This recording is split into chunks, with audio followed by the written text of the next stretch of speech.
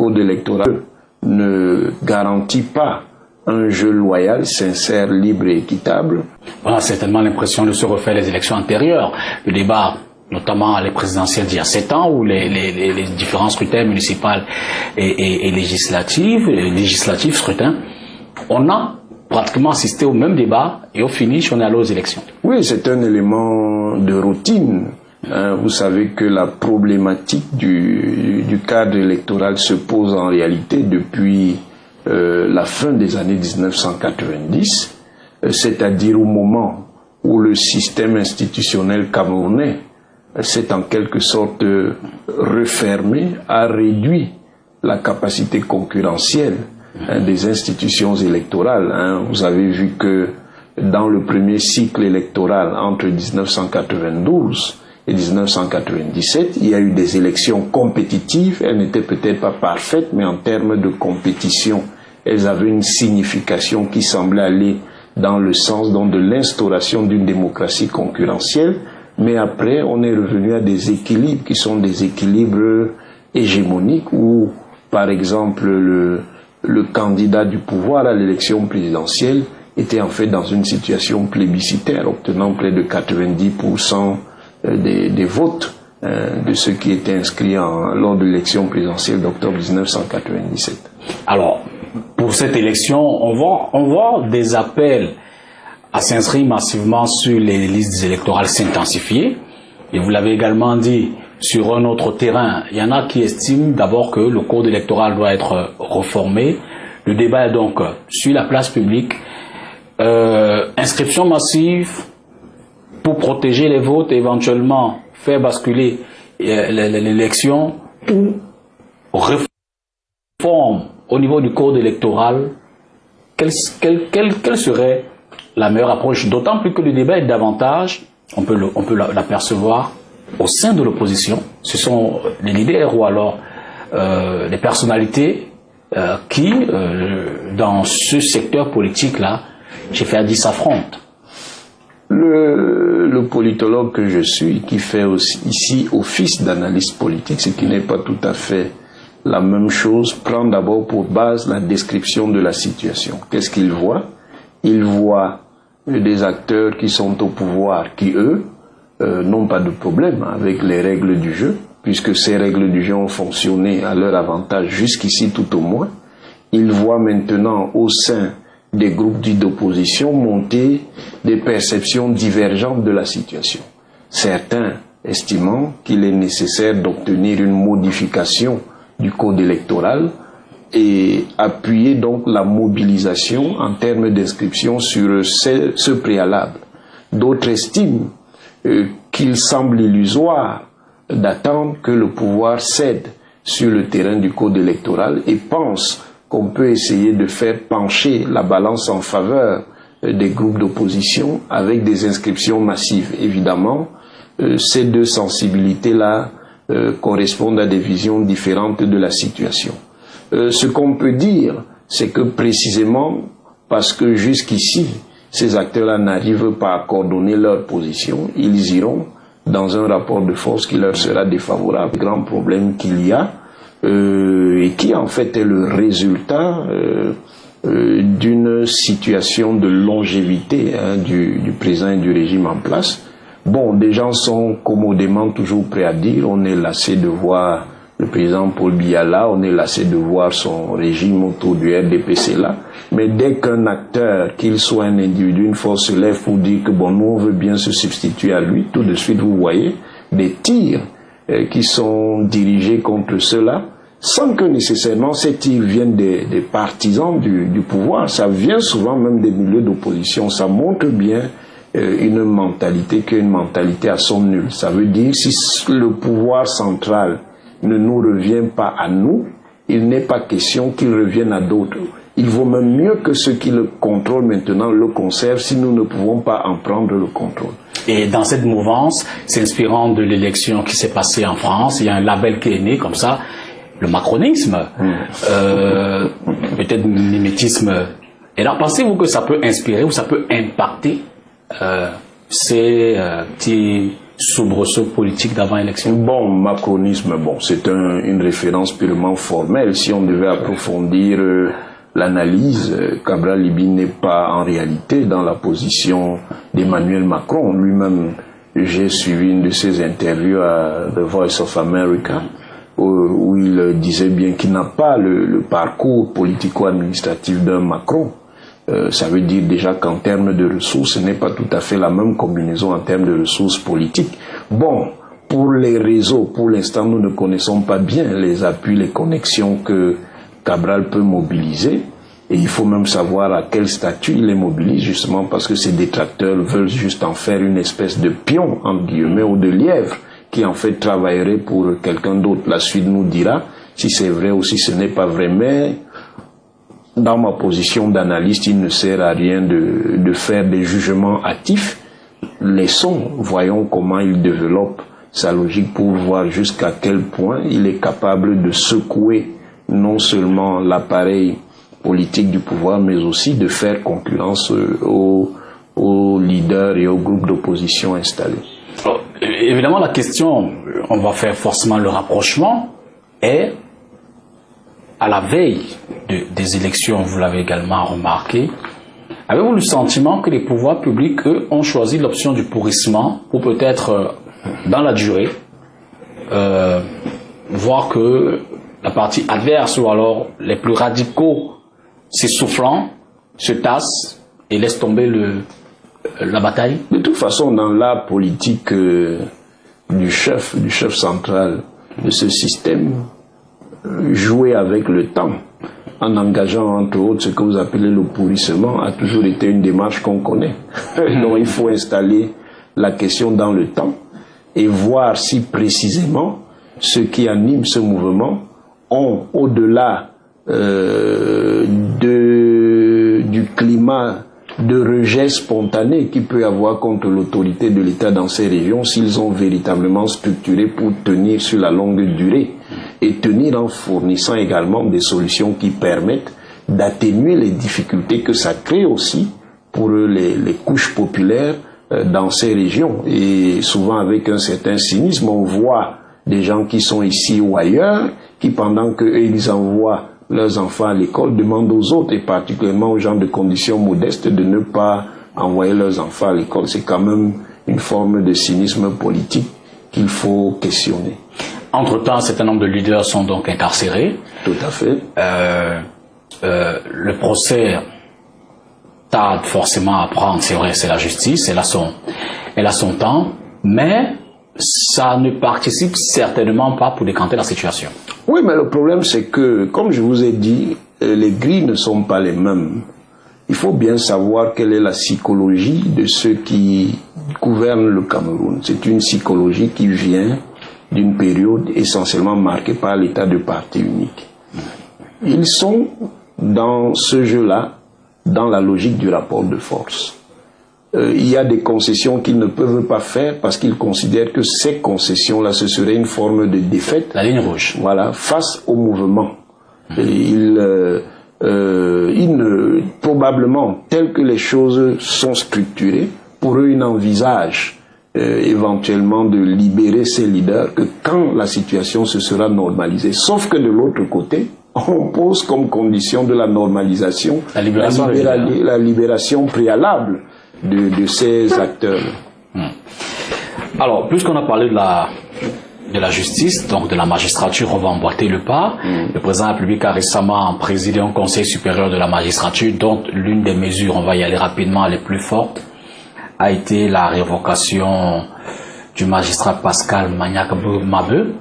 Vous comprenez pourquoi ce cas spécifique fait jaser? Oui, compte tenu du fait que le juge Maniac-Mabeu a été concerné par certaines procédures qui ont fait l'objet de la chronique, non seulement judiciaire, mais politique. Il a été engagé dans des dossiers concernant des personnalités qui avaient occupé de hautes fonctions politico-administratives et qui avaient été des barons du système gouvernant. C'est un juge donc qui a connu une certaine exposition médiatique, voire même politique, parce que un certain nombre de ces acteurs ont nié son objectivité On pense notamment au cas des ministres d'État Mara Fahmi Doumbouya ou bien Jean-Marie Atanamebara, qui ont considéré qu'ils n'étaient pas crédibles pour conduire dans ces procédures. Il reste simplement à savoir, compte tenu du niveau important d'opacité qui demeure encore dans notre système gouvernant, si là aussi il n'y a pas de règlement de compte. D'ailleurs, une partie de la presse estime qu'en fait il est victime de règlement de compte de certains barons qui n'ont pas accepté qu'il ait mené certaines procédures. Alors, quelle que soit la raison, d'autant que ici, la raison n'est pas strictement liée, évidemment, aux activités professionnelles, comme vous l'énonciez. Oui. Alors, quelle que soit la raison, on regarde tout au moins de la personnalité concernée par la révocation. Est-ce qu'on peut avoir du doute sur les décisions qu'il a dû prendre? Vous avez cité 1 ou 2 dossiers, mais il y en a bien d'autres. Est-ce que ça peut discréditer les procédures qu'il a conduites, les décisions qui ont été prises sous son air? Cela est possible, mais ce n'est pas nécessairement ça. Bon, vous voyez bien que le dossier qui est évoqué, il a une certaine durée dans le temps. Absolument. Ça veut dire que ça peut être aussi une forme de règlement de compte. Et de règlement de compte qui peut avoir été initié par certains barons qui profitent de leur proximité avec le président de la République, qui est en l'occurrence pour le Conseil supérieur de la magistrature, le président du Conseil supérieur de la magistrature. Il faut faire très attention. Le contexte camerounais se prête beaucoup à ce type d'intrigue, donc quand on examine, il faut avoir une certaine distance. Peut-on à partir de là donc dire qu'une fois de plus, le pouvoir a voulu montrer qu'il y a une épée de Damoclès omniprésent, omniscient, la justice, est-ce qu'elle peut se sentir davantage libre? Est-ce qu'un juge aujourd'hui, un magistrat aujourd'hui peut se dire, je rends indépendamment justice au nom du peuple et pour le peuple, sans forcément que 30, 40, 50 ans après, j'en paye le prix? Disons que l'existence même et le mode d'organisation, de composition et de direction du Conseil supérieur de la magistrature crée de manière effective une limite à l'institutionnalisation forte du pouvoir judiciaire. Symboliquement, si vous avez un chef de l'exécutif, en l'occurrence le président de la République, qui est le président du Conseil supérieur de la magistrature, vous voyez que ça crée une limite à l'autonomie du pouvoir judiciaire, parce que évidemment c'est dans le cadre de cette instance qu'on se prononce sur un élément qui est important pour les magistrats, qui est l'évolution de leur carrière. Ça peut donc effectivement être aussi un instrument de régulation de leur propre attitude quand ils doivent se prononcer au moment de prendre des décisions de justice, quel que soit le niveau où ils se trouvent dans l'appareil judiciaire. Évidemment, ce conseil n'a pas que sanctionné. Il a également promu un certain nombre de magistrats, ce qui, selon ses critères, le méritait. Et là également, vous dites, le pouvoir exécutif conforte-t-il sa position dans le fonctionnement judiciaire? Est-ce que de là on peut faire rapidement le lien entre ceux qui ont bien managé selon que le pouvoir est satisfait ou pas? Bon, ce qu'on peut dire, c'est qu'en réalité on est resté dans un système qui continue à avoir un certain nombre de structures du système ancien dont on a annoncé la décomposition totale, c'est-à-dire de l'État administratif et de l'État de parti unique. Ça fait donc toujours qu'en réalité il y a une capacité de contrôle que le pouvoir exécutif peut avoir sur le pouvoir judiciaire, mais aussi avec d'autres mécanismes sur le pouvoir législatif. C'est ça la vérité de fond. Maintenant, nous voyons là aussi agir les effets d'un système dont nous avons hérité, même si nous l'avons réorienté à notre manière. C'est-à-dire, en fait, c'est le système de l'influence et de la place du pouvoir exécutif dans la gestion des carrières des magistrats. C'est-à-dire, c'est la connexion qu'il y a à travers précisément le ministère de la Justice qui permet au pouvoir d'exercer une forme de contrôle et qui permet donc de canaliser la capacité d'indépendance et d'autonomie des magistrats. Le Boko Haram parmi nous n'a pas encore dévoilé les acteurs camerounais qui seraient complices de ce mouvement. Non, il y a bien des acteurs camerounais. Peut-être quand vous dites n'a pas encore, c'est des acteurs qui seraient des acteurs de premier plan qui étaient déjà installés dans le paysage national camerounais en tant que des acteurs influents au plan politique, administratif ou économique, mais on a bien attrapé des Camerounais qui sont des membres de ces réseaux-là. Bon, ça c'est déjà une forme... Vous direz des petits poissons? Bon, ce sont essentiellement des exécutants. Bon, il y a aussi des gens qui sont intermédiaires, qui s'occupent de la logistique, de Boko Haram, du ravitaillement en armes, du ravitaillement alimentaire et autres, qui s'occupent également d'implanter ici ou là des petites bases logistiques où on garde des armes et tout ça. Mais bon, de gros poissons, véritablement, du côté Cameroun, on n'en a pas attrapé. Bon, à un certain moment, les intermédiaires ont aussi été concernés par des procédures judiciaires. Bon, mais ça montre en tout cas que le phénomène n'est pas comme on veut le croire, hein, du point de vue d'une pensée un peu politiquement correcte. Il n'est pas purement extérieur au Cameroun, ni au Tchad, ni au Niger. Il n'est pas simplement nigérien. De gros poissons, on n'en a pas attrapé parce qu'ils n'en existent pas ou parce que éventuellement les prendre pourrait déstabiliser ou alors...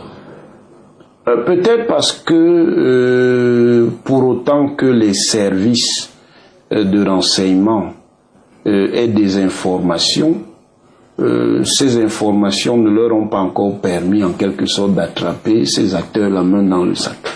Je pense que tant que, et ça va au-delà du Cameroun, parce que moi je ne raisonne jamais à l'échelle simplement camerounaise, je raisonne à une échelle africaine et mondiale. Tant que les pays africains ne sont pas véritablement capables de créer des chaînes longues de valeur ajoutée, c'est-à-dire de créer de la richesse, en fait, comme dit l'expression populaire, on court dans le sac. Donc vous plaidez en faveur de l'indépendance économique de l'Afrique?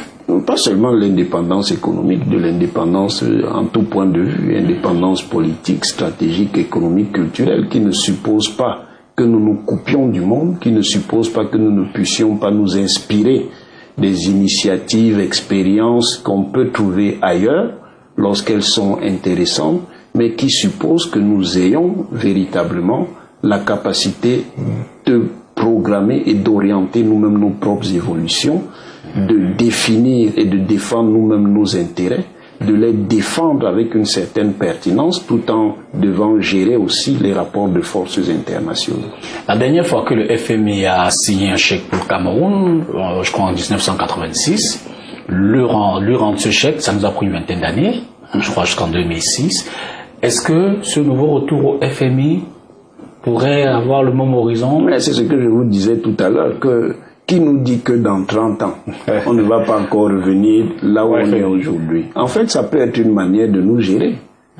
C'est-à-dire, il y a des moments où on va nous stabiliser, nous aurons l'impression de sortir la tête de l'eau, puis après nous allons replonger, on va encore venir nous prendre pour faire comme si on nous sortait de l'eau, puis après on va encore replonger, finalement on ne sort pas de l'eau. Dans ce cas, quel est donc le modèle de développement qui devrait... Moi, de toute façon, de mon point de vue, pour des raisons intellectuelles, mais qui peuvent être aussi, on n'en a pas le temps, justifiées au-delà de la simple position intellectuelle, morale et politique, il n'y a pas d'horizon individuel pour les sociétés étatiques africaines.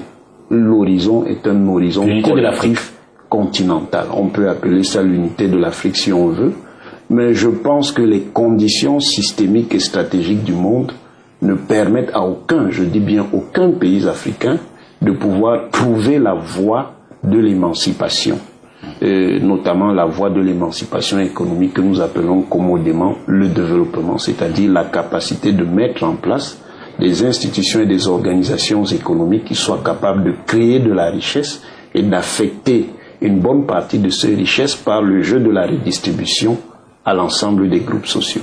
En même temps, le Cameroun est engagé dans la construction des grands projets, on les a appelés les projets structurants, dont on voit difficilement à l'horizon. Il y en a beaucoup qui s'y soufflent alors que les ressources sont de plus en plus, les moyens sont de plus en plus rares et indisponibles, on s'endette à nouveau. Ça devient un cycle. Mais c'est ça, c'est-à-dire qu'on est dans le cycle d'un endettement et puis d'un endettement inopérant parce que ce qu'on prend comme ressource n'est pas mobilisé de manière pertinente pour en fait créer de la valeur ajoutée qui va nous permettre non seulement de rembourser ce qu'on a emprunté, mais de disposer des ressources qui vont nous permettre de structurer positivement notre économie et de pouvoir donc insérer l'ensemble des couches sociales, même si évidemment il restera de la hiérarchie dans le jeu économique, de manière à ce qu'il y ait un certain confort. C'est à peu près ça qu'on appelle commodément le développement, même si à mon avis, nous-mêmes nous devons trouver nos propres concepts. Et il faut exercer notre imagination. Maintenant, de façon singulière, j'évoque un ou deux projets. Le Cameroun a besoin d'organiser sa CAN en 2019. Les stades ne sont pas encore prêts à un peu plus, sensiblement 1 an et 6 mois. Devrait-on se couvrir le visage? Devrait-on prendre peur? Le Cameroun sera-t-il à la hauteur? Je pense qu'il faut s'inquiéter, mais en même temps, par expérience, je sais aussi que le Cameroun a ses rythmes propres. Moi, je ne serais pas étonné que malgré tous ces retards, le Cameroun soit à peu près à l'heure, même si ce sera toujours avec des éléments de bricolage de dernière minute. À l'instar de la CAN féminine. C'est un mode de fonctionnement camerounais, c'est l'ajustement au dernier moment, le juste à temps, qui a des motivations qui ne sont toujours pas heureuses.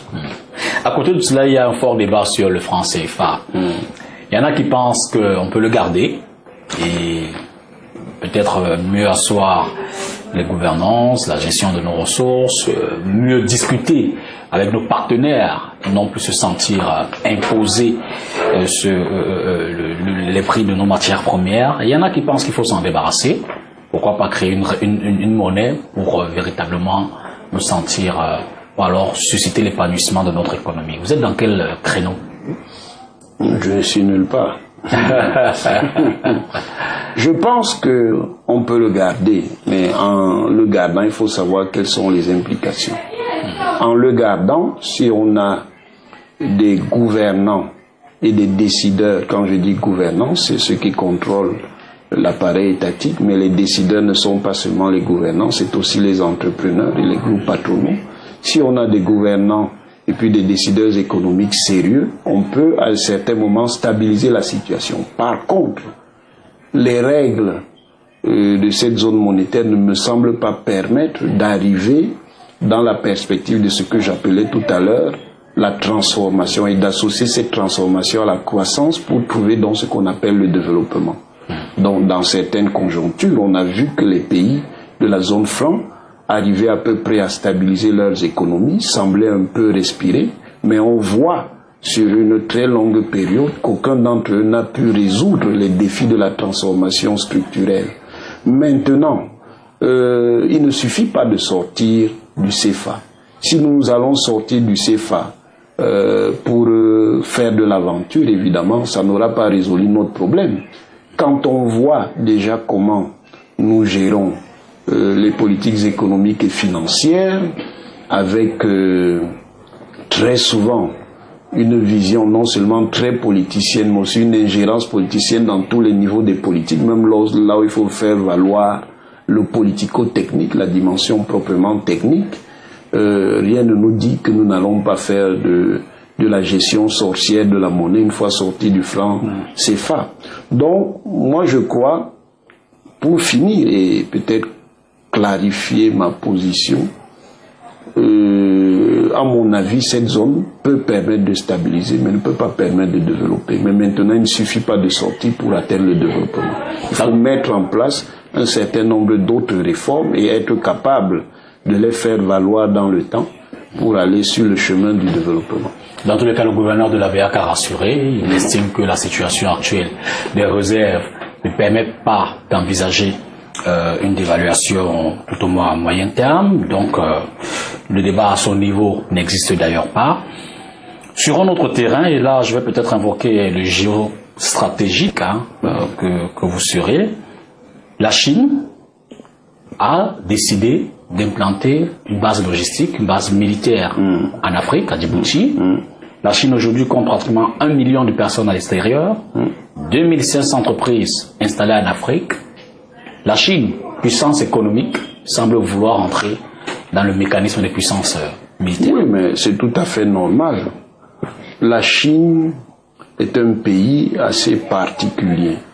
C'est un pays qui a une grande puissance mondiale, mais qui, du point de vue économique, n'est pas encore complètement un pays développé.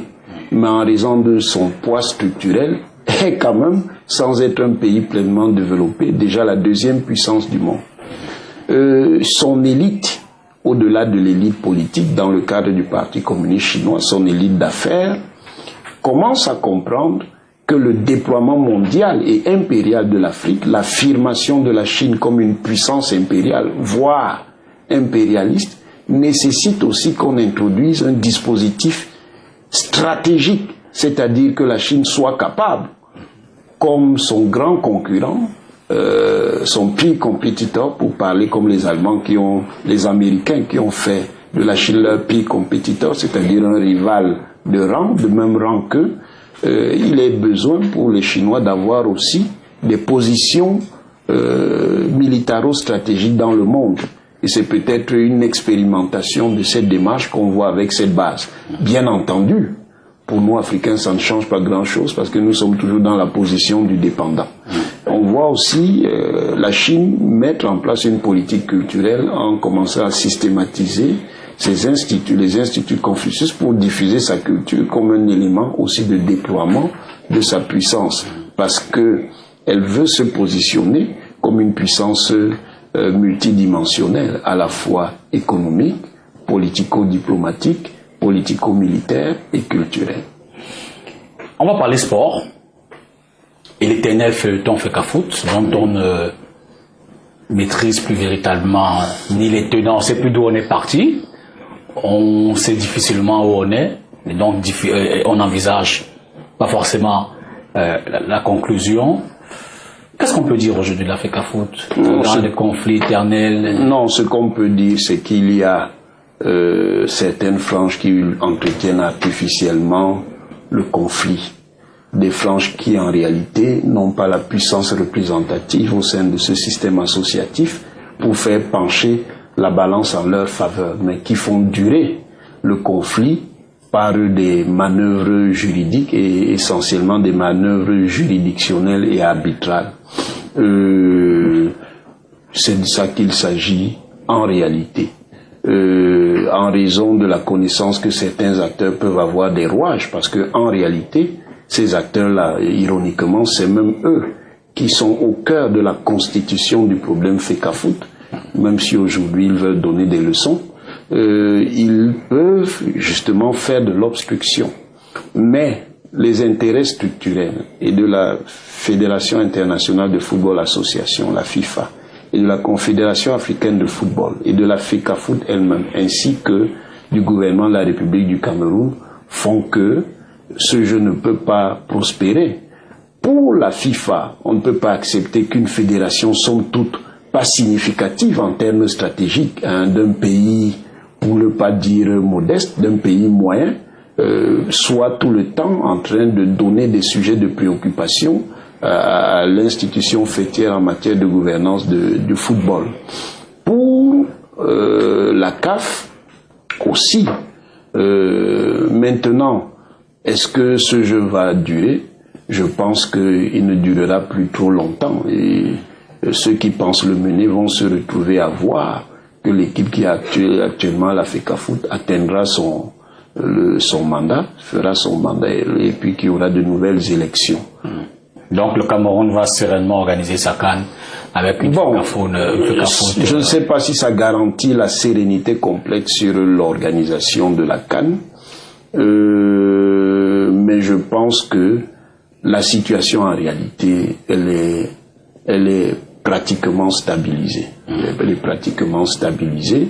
Le vrai défi, comme toujours en réalité, c'est la capacité du gouvernement et puis des dirigeants actuels de la FECAFOOT d'être en mesure de réaliser des réformes qui peuvent véritablement rendre compétitif le football camerounais. C'est ça, à mon avis, le vrai problème, plutôt que des manœuvres juridictionnelles qui nous perdent beaucoup de temps et qui en réalité ne font pas avancer.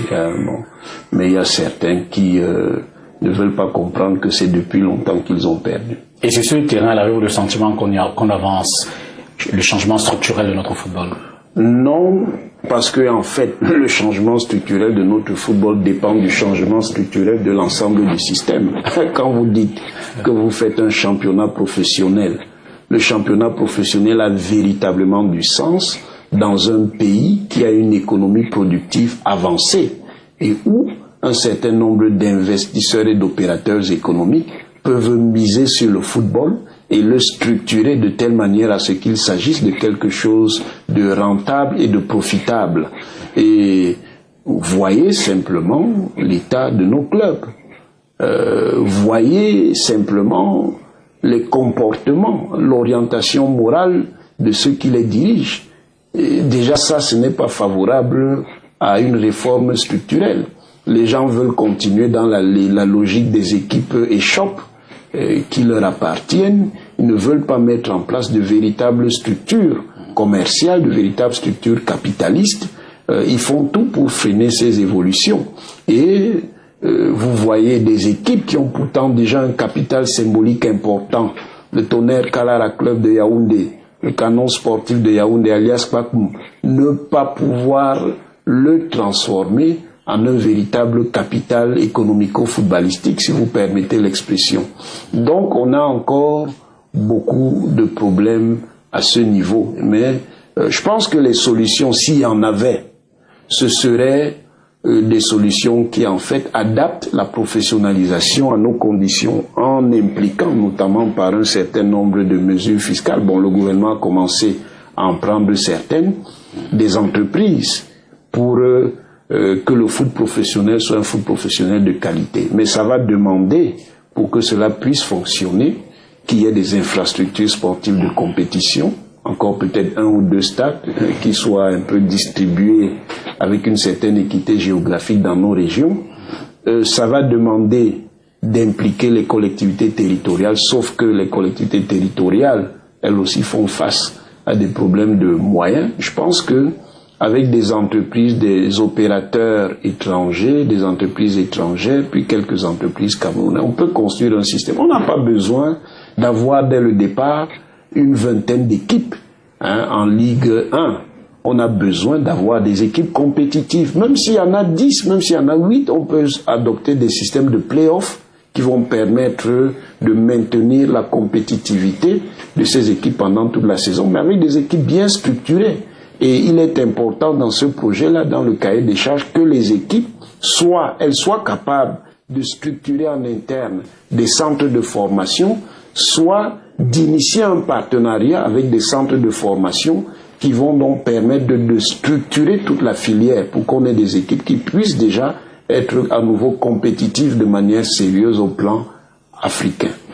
En même temps, la structure organisatrice, la Ligue de football professionnel, en l'occurrence, semble, je ne vais pas dire se satisfaire, mais je veux dire organise néanmoins des championnats avec des équipes telles que vous les décrivez. Elle organise dans les conditions qui sont nos conditions locales, avec une, connotation ironique un peu les mentalités. Pour le mot local. Elle organise dans nos conditions locales. D'abord, au départ, vous avez vu qu'il y a eu un violent conflit de pouvoir entre la Ligue et puis une association des clubs qui était devenue quasiment une ligue parallèle, à tel point même que l'expérience a failli être interrompue.